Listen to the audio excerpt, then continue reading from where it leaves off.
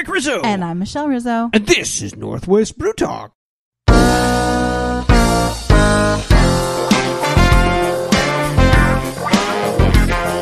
Welcome to Northwest Brew Talk, the #1 podcast on Washington beer, brought to you by Micro Homebrew, located in Kenmore. This is episode number 79. Each and every week, we promote the Washington brewing industry by talking to those people involved and drinking Washington beer.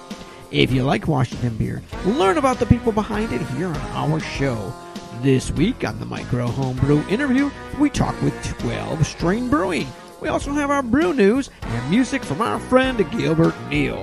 With over 300 breweries, we try to highlight as many as possible every episode. If you're new to the show, we suggest you check out our back catalog with some great interviews and lots of Washington beer.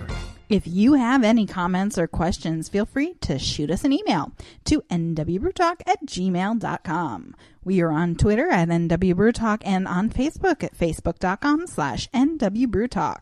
If you like the show and want to support us, share our link and tell your friends on social media. It takes just a few to start a revolution. All right, and welcome back. We took a week off. Last week we went to Vancouver for a book signing and book talk down at Locust Brewing, and very nice place. Nice turnout, too. Always good to see so many faces. Yeah, and of course there was somebody from back east. Of course. Seems to be there's always some tie. No matter where we go, there's always somebody from back home. But yeah, it was a good turnout. They have a nice location there. It was also 90 degrees out. Oh yes, very very hot. And we visited a bunch of breweries while we were down there. One of the cool things at Locust was they don't do the typical mug club thing. They do a handle only. Mm-hmm. It's made by a local guy. He does them out of stainless steel or something like that. And so all you have is the handle, and then they give you the mug to clamp it onto. Saves them a lot of room too, and probably a lot less broken mugs. Oh yeah, I'm sure. So that's pretty cool. He said that they said that there was at least one or two other breweries in town that were either doing it or looking to do it. And we visited a few other breweries, including Old Ivy, Railside, and then we took a side trip to Long Beach, and we went to North Jetty. Very nice people there too. Yep. Want to say hi to them, and thanks for hosting us for a little bit. We stopped by and got a tour of their facility, and they're doing good things out there. They got some good beer. Yeah, they do. I loved every single one of the beers that I tried, which, I mean, it doesn't say a lot because I love a lot of the beers that I try, although we found a few that we weren't huge fans of. But not at North Jetty. Every single one. Loved them. Yeah, they were really, really good. What was the one? Was it the raspberry wheat, was it? Hefeweizen. Raspberry Hefeweizen, yeah. That was good. That was really good. That was very good.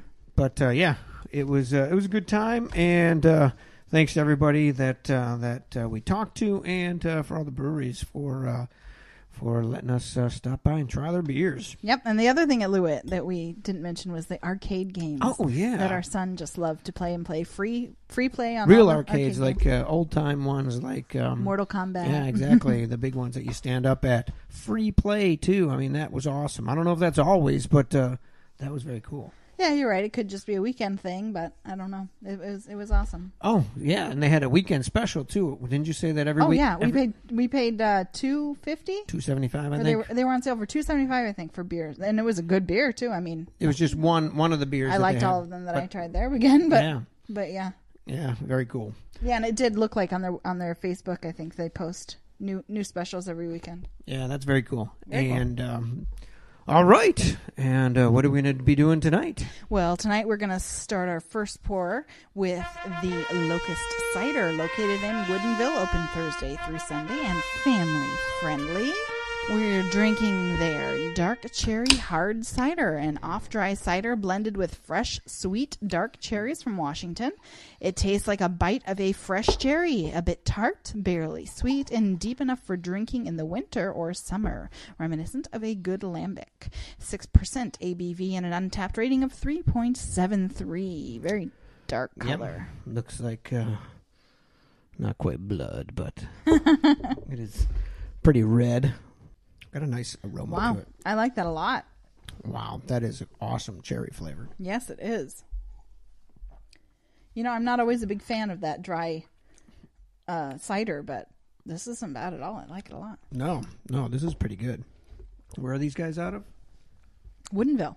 Oh. And family friendly, so we're going to have to take a trip. Yes, very nice. Family friendly is always good. Yeah. Wow, that is good. That's crazy. Crazy the stuff that they did with cider now. Yeah, it is. It is pretty cool. But that is got a nice flavor to it. Easy drinking for sure. Yeah, could definitely drink a few of these. We are definitely going to have to stop by Locust Cider. All right. Good start to the show. And on to this week's Brew News.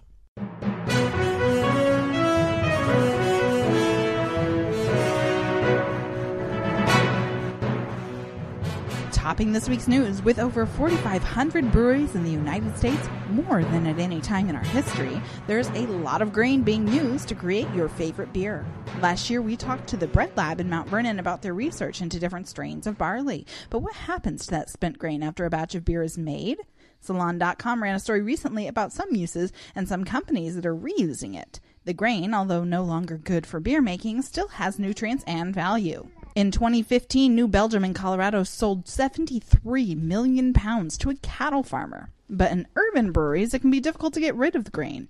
In Washington, Fremont has been able to get a farmer to take its grain and a pilot program with a company that harvests methane for energy. A company in San Francisco, Regrained, uses spent grain to make snack bars. A company in San Diego is making dog bones also. These companies have been getting their spent grain for free since the demand is still small, but the goal would be to limit the waste from breweries, most of which ends up in landfills and produces methane gas. Very cool. Very cool. And we see sometimes breweries that will have, like Pike, for instance, has that spent grain pretzels. Oh, yeah. And those are good, too. Oh, they're so good. But it's always cool to see what they're doing with waste. Even on a different note, Starbucks, I saw one location we were at had, they were giving the used coffee away. Oh, really? Yeah, so you could take that if you wanted to garden with it. Oh, interesting. Okay. Yeah. Again, because they get so much waste instead of throwing it out. Makes perfect sense. Yep. Now, there was a great story in TheGuardian.com about hop growing in the Soviet Union and how it relates to the craft beer boom in the United States. Cheboksary is the capital of Shuvashia Republic, where colorful pagan rituals can still be found. Apparently, it is also one of the oldest beer-making and growing regions in the world. Because of its climate, it is where beer was produced and hops were growing during the Soviet Union days. By the 1980s, State Farms produced 95% of the hops for the Soviet Union's beer on 35,000 acres, and along with it came a new industry. The University of Oregon bred Cascade hops to mimic one of the Soviets' signature hops. Since the collapse of the Soviet Union, though, there are only 200 acres of hops. That's a huge difference from the 35,000. A small group of scientists turned farmers, who are all women, are trying to save their former crop and grow hops from around the world. The 7th Annual Hops and Crops Music and Beer Festival takes place on Saturday, September 10th from noon to 6 p.m. at Mary Olson Farm in Auburn. Over a dozen breweries and cideries will be available. The event will have live music and food and is 21 and older. Cost is $15 before September 1st and gets you a tasting mug and 5 tokens. Happy anniversary to Triple Horn and Slaughter County, who both had parties the past 2 weeks. Beardsley Public House hosted an all-day customer appreciation event on Wednesday, August 10th in celebration of its 1-year anniversary. Big news came out last week from our friends at Populux Brewing in Ballard. They are expanding. If you've ever been to the brewery, you know they have great beer. Their tap room has a couple tables, and they have a big side beer garden, but Peter is maxed out on space for his brewing equipment. They will be moving into a larger building next door and have 7-barrel brew house, 15-barrel fermenters, larger tap room with 20 taps, a beer garden, large screen TVs, and more. They hope to be open by spring, but we know how these things go.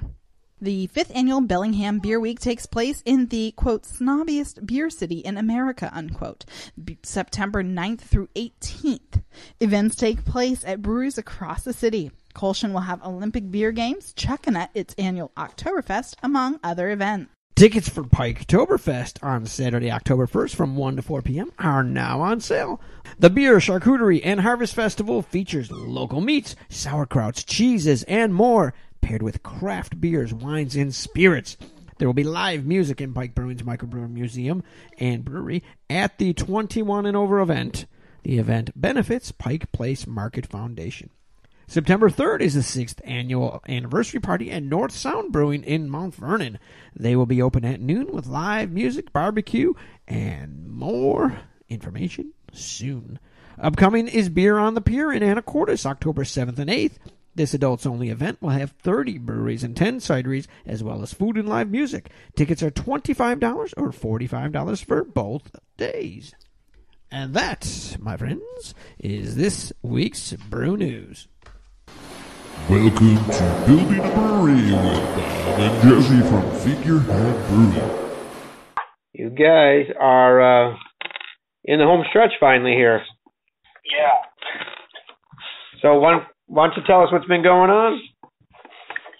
Well, I've been over there, for the last week getting lumber milled for our bar top and for the tables and stuff. So all that stuff is, the tables are up against the wall and the base is on tomorrow. The bar is totally installed. Yep. It's beautiful. So I just need to put the coating on top of that, the epoxy stuff. We've got 4 batches of beer in the cooler. We're going to be kegging 2 more this week. Nice. And we got 1 more beer in the ferment. We got a total of 7 batches under our belt now.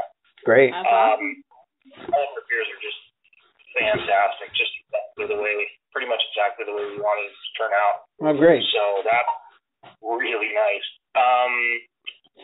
And then we passed, I don't know if Bob had told you, we passed our final health inspection and our final building inspection. So everything is totally done. Awesome. We got approval to put a beer garden in, so that's going in this week.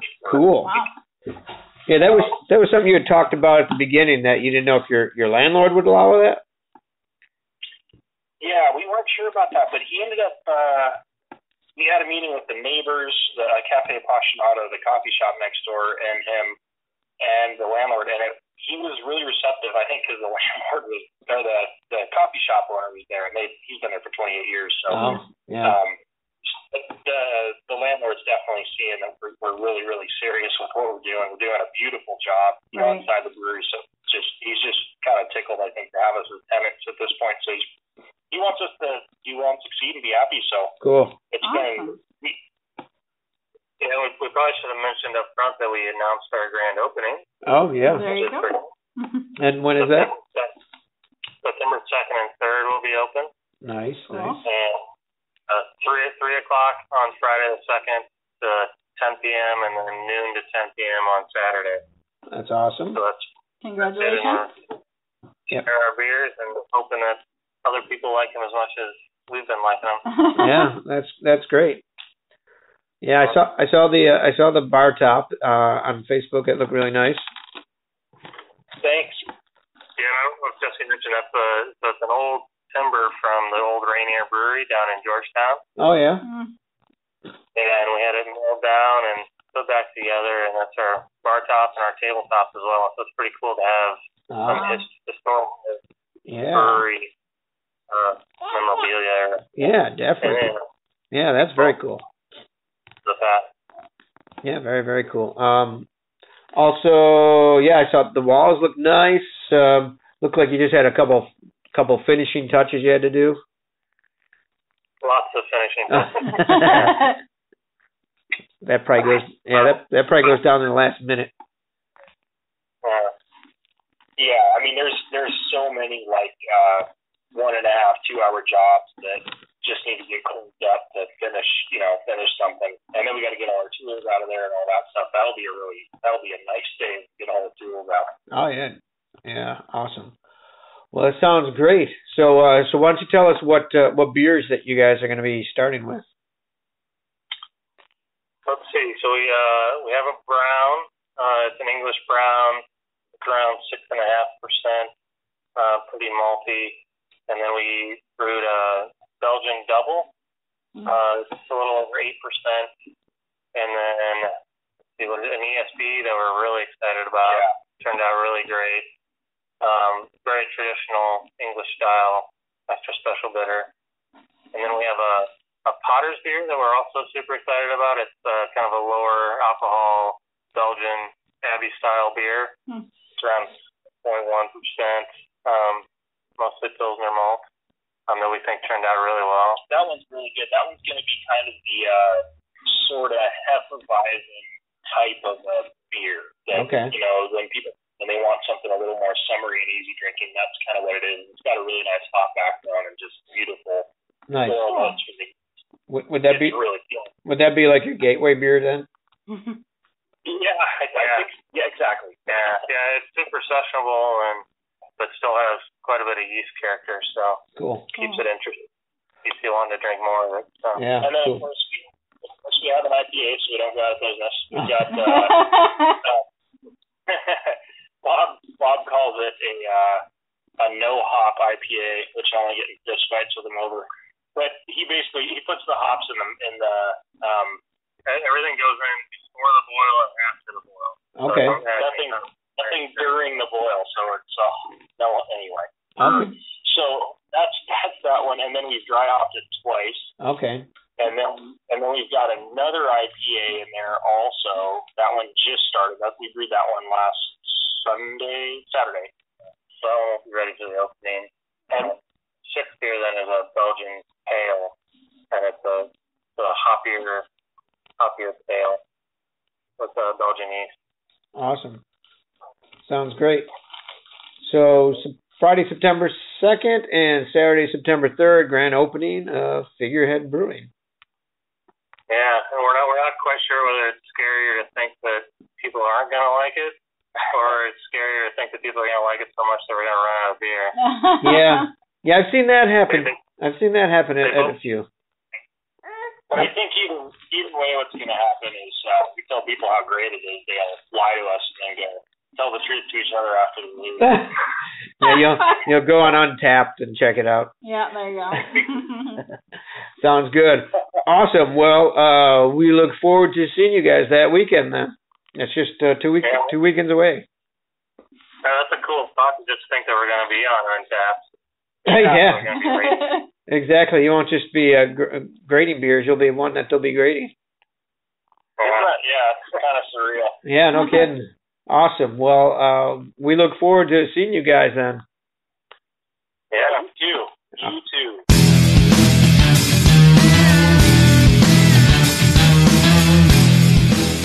Welcome back to Northwest Brew Talk. If you want to submit news to Northwest Brew Talk, send us an email to nwbrewtalk@gmail.com.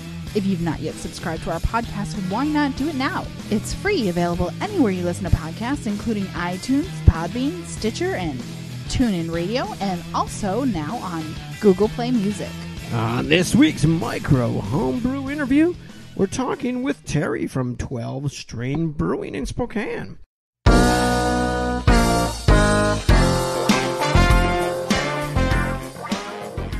Terry, 12 String Brewing. According to information in my book, it says that this was an idea you had for like 30 years, right? Yeah, so actually like 35 years now. Oh, yeah. And got into drinking craft beer by drinking the original Red Hook Ballard Bitter, which is still one of my fondest memories of craft beer. Before that, I did not like beer because beer before that was not drinkable.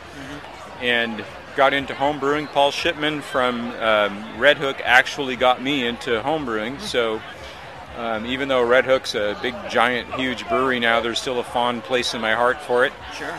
And within 3 days of discovering what is now called craft beer, I brewed my first batch of beer, and I've been hooked ever since. Wow. So. That's awesome. So this is when Red Hook was small, and you could get to talk to the brewer like you can a lot like now. Right. So when when I went to the brewery, they were still down at the trolley station, old trolley building there in Fremont, and got the tour. And at that time, they were probably about the same size that I am now, brewing a couple thousand barrels or so. And it was quite a remarkable experience. And for many, many years, I pursued doing that to the point of going to brew school at UC Davis 30 or so years ago. And it took me another 25 years or so to actually start a brewery, because I realized it took more than the $79 I'd saved up for my homebrew kit. And of course nowadays it seems like you can do it for that, but finally got it to where I wanted it to be, and we're having a great time. That's awesome. So you're in Spokane Valley, right? Yes, we're in Spokane Valley. We're in rented warehouse space right now.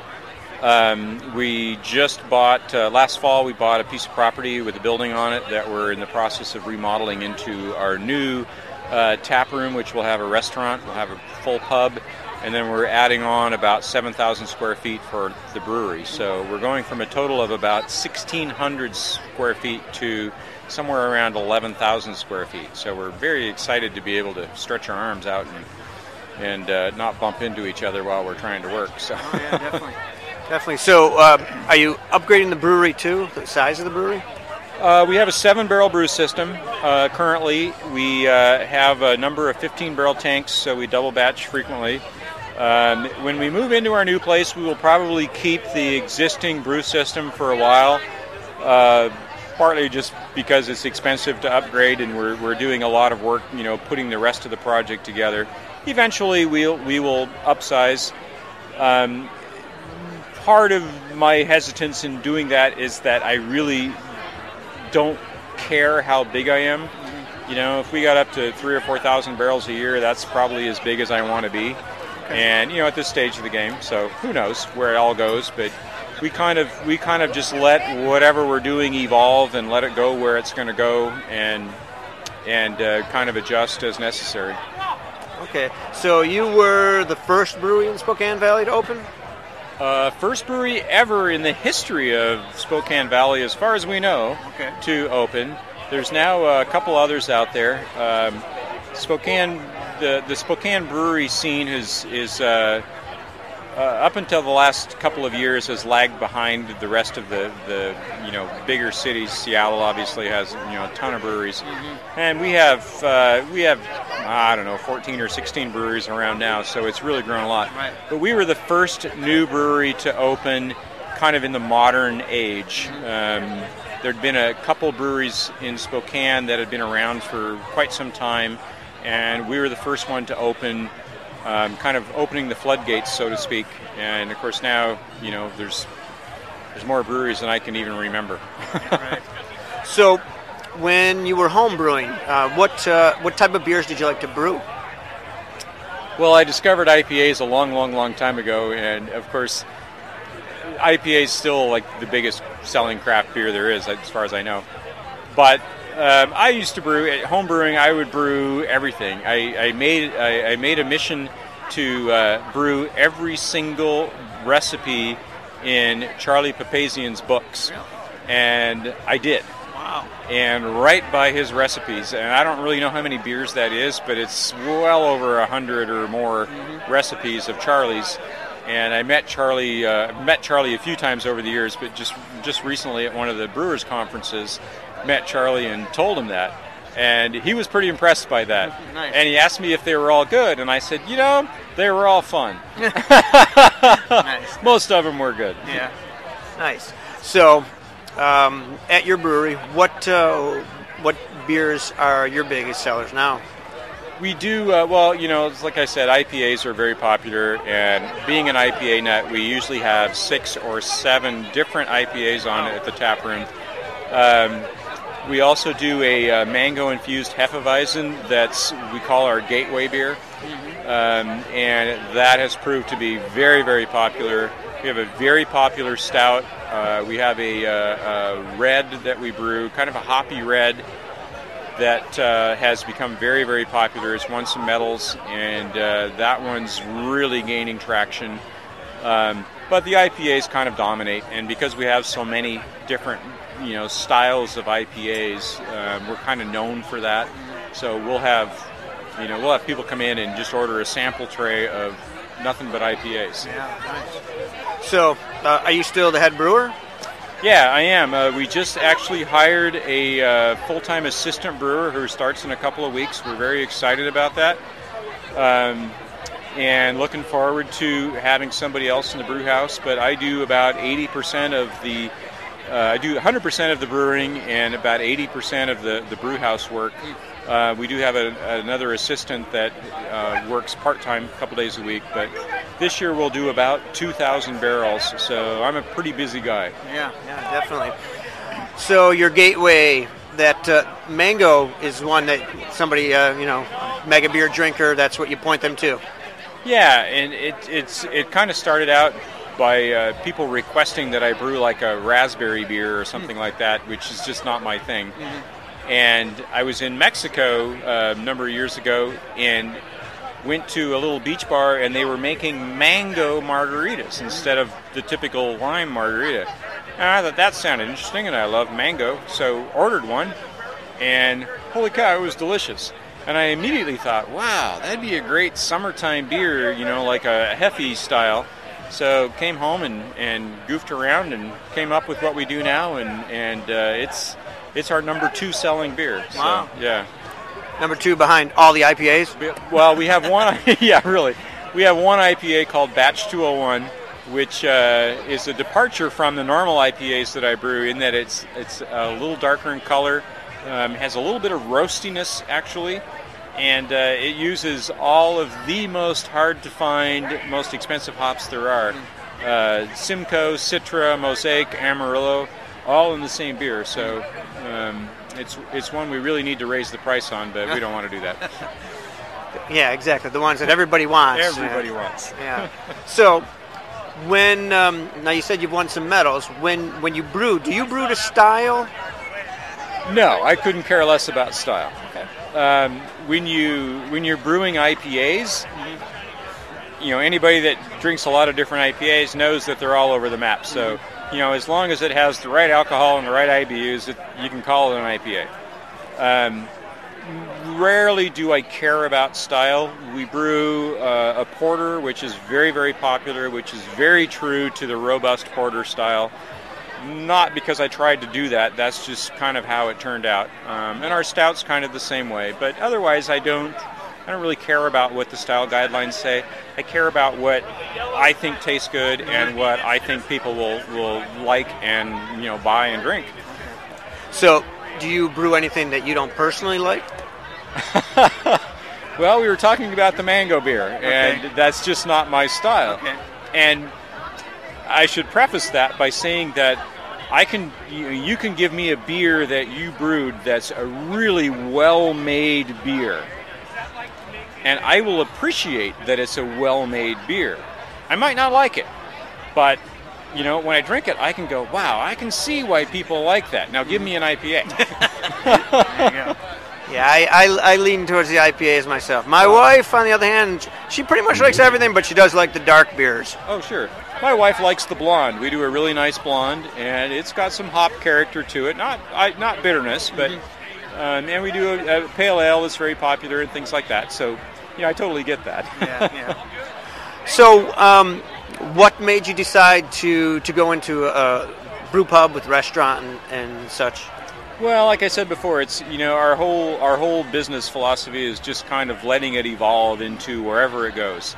And I'm old enough that I don't really have any desire to be some big giant regional brewer, but I want to have some fun, and we listen to our customers. A lot of people complain that we don't have food, and it's like, well, we're getting there. So we're working on that. We'll have kind of an interesting menu, not the standard pub grub. Probably won't have a burger. We'll have things like polenta lasagna and a salsa bar to go on your Mexican fish tacos, and a variety of different things like that. You're looking at me like, oh, I'm hungry. I am hungry. So that's yes. So just, we just let it go wherever it wants to go. Yeah. And, I've been in business been in business myself my whole adult life. And that's what I've always done, is just listen to what the people want, right, and figure out how to make that work, and hopefully make a little money in the end, and let her roll, Right. Well, let's go to this then. Your beer glass is empty. That's the problem. I'm sure that's the problem. So, 12 Strain, where does that name come from? Well, I've been a music nut forever, and I play guitar, mostly 12-string guitar, and over the years I've done a lot of different things with music and playing with other people, and it wasn't our first choice for a name. My wife and I, we sat there and came up with all kinds of great brewery names, and then we went, we should Google that. Well, it turns out, most of those names had been taken, or there was something close enough that we didn't want to do that. Yeah. And so one night I was sitting in the living room, my wife was out making dinner in the kitchen, and I was playing my guitar, my 12-string guitar, and I said, hey, how about 12-string Brewing Company? Just because we were frustrated trying to come up with a name, not that I was serious about it. And she ran into the living room and said, that is a great name.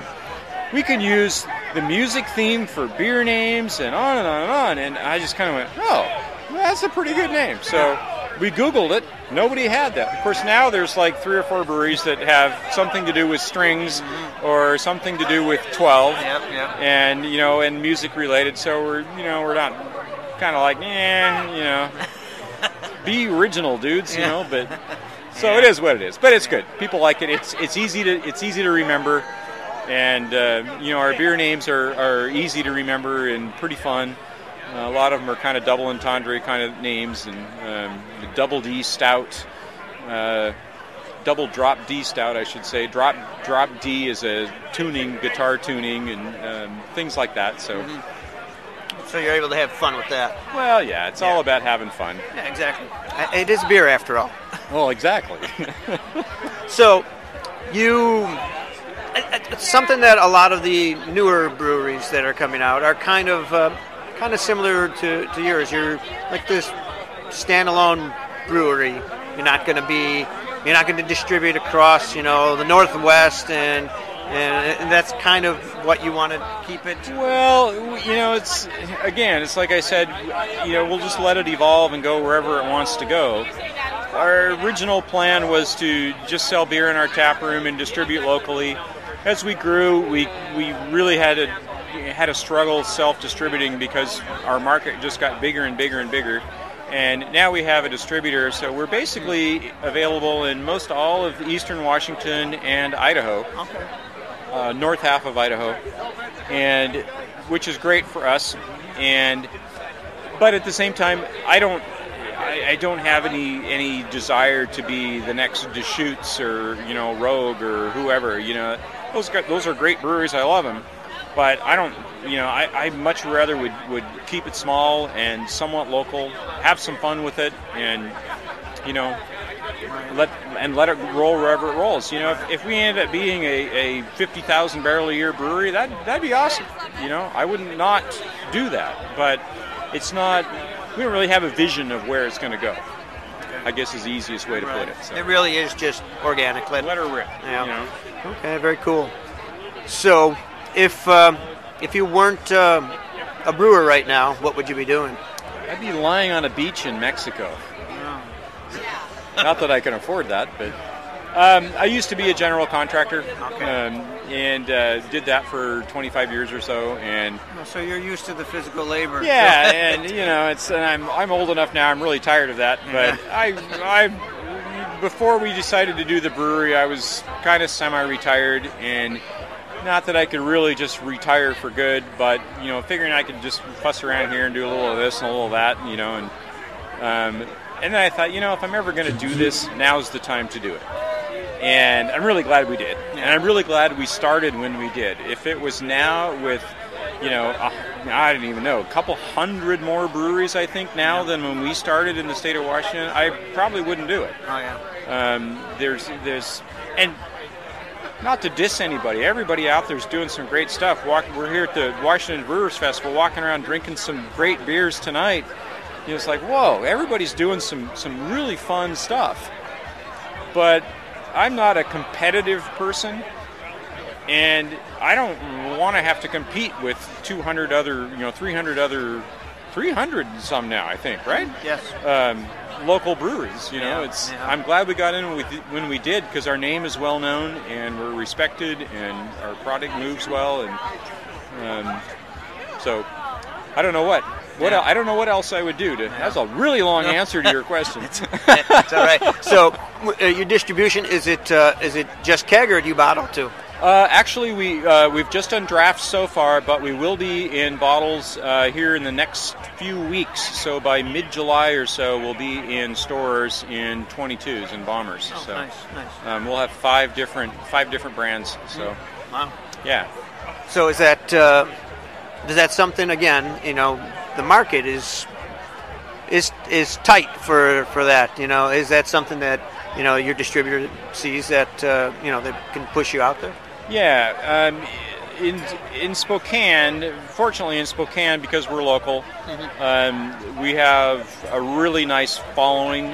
We're well known, so we feel that once we get in the stores, which our distributor is already pretty much has set up, that we'll do pretty well. So, and with our limited brewing capacity, we can brew only a couple thousand barrels. We figure that the stores that we're in, and we won't be in every store, right. but the ones that we choose to be in, I think we'll do pretty well. So awesome. Well, Terry, thanks very much for joining us today. Thank you. This is great.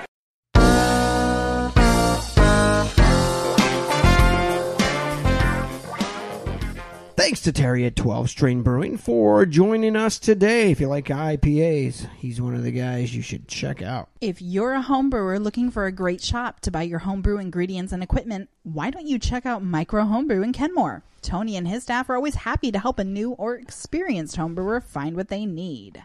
At Micro Homebrew, they're proud to carry over 100 hop varieties. Visit them today at 17511 68th Avenue Northeast in Kenmore, or find them on Facebook at Micro Homebrew. When you stop in, make sure you tell them you heard about it on Northwest Brew Talk. And not to compete with any of the brewers out there, we just brewed our first beer in a year and a half, an IPA, and we'll let you know how that comes out in a couple weeks. We don't have the highest of hopes, but Hey, it looked like it was going pretty good. I agree. It's looking good. I'm just saying. Yeah. I'm not expecting to be drinking what I drink at some of these No, breweries, definitely not. I don't expect that. And don't worry. We're not going to be brewing and decide that we're going to open a brewery. I don't think anybody was worried about that. It won't happen. It won't happen. We just need extra beer to take us in between all the beers we try on the show. All right, we'll be right back after a music break from our friend Gilbert Neal.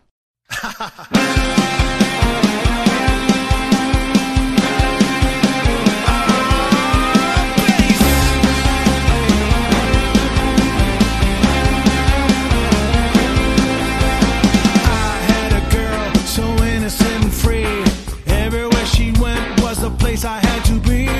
Her friends telling me she had me wrong. I was going nowhere and dragging her along. I asked her, she giggled and denied. I guess I should have trusted her before she said goodbye. Story of a love affair, accusing and an ebb. Count 'em on a finger, the promises I kept. I had a girl and she was good to me. Nothing that she wouldn't try. She was good to me. Every time she looked me in the eye, she was trying to tell me goodbye. Trinkets I barely could afford. Dance of the 20 bills whenever she was bored. All my friends were laughing, but I couldn't hold fast. She's flirting with the future, but I'm married to the past. Banging on the door till she let me inside. Open up from misery and open up wide. Here was me and here was she and here we were again. Nothing's as annoying as an autoholic friend. I had a girl and she was good to me. Nothing that she wouldn't try. I had a girl and she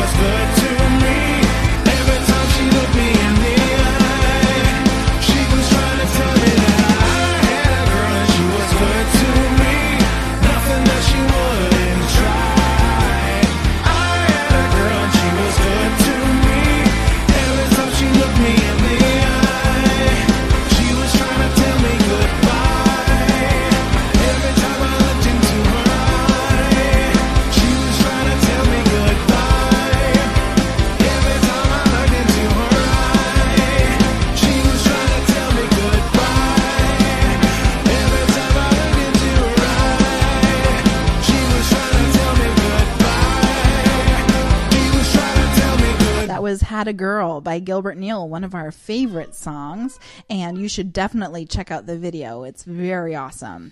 You can check him out at gilbertneal.com and find said video. Yes. If you want your music played on Northwest Brew Talk, contact us today.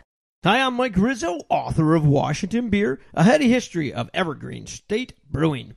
The history of brewing in Washington dates back to when the area was just a territory. My new book, Washington Beer, tries to cover everything from the 19th century to modern days. American Craft Beer said, quote, author Michael F. Rizzo does the considerable legwork for us in Washington Beer, unquote. Through dozens of photos and detailed notes, the history slowly evolves. W.A. List said, quote, Michael Rizzo takes the name a Washington Beer game to a whole other level, unquote. From Prohibition to the modern craft beer movement, over 300 brewery histories are explored.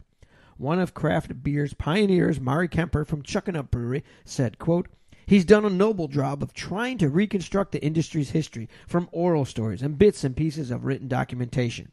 A great read for anyone interested in finding out how the beer industry developed in Washington State, unquote. From Arcadia Publishing, the book features a 16-page color insert and costs $21.99.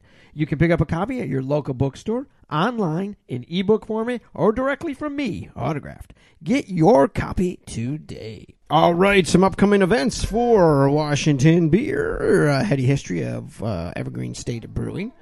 Let's see, starting in October, we're going to have a few signings and book talks at some homebrew clubs at their monthly meetings. And we're also looking at a special series of history talks and tastings at breweries. So stay tuned and look for more information on that.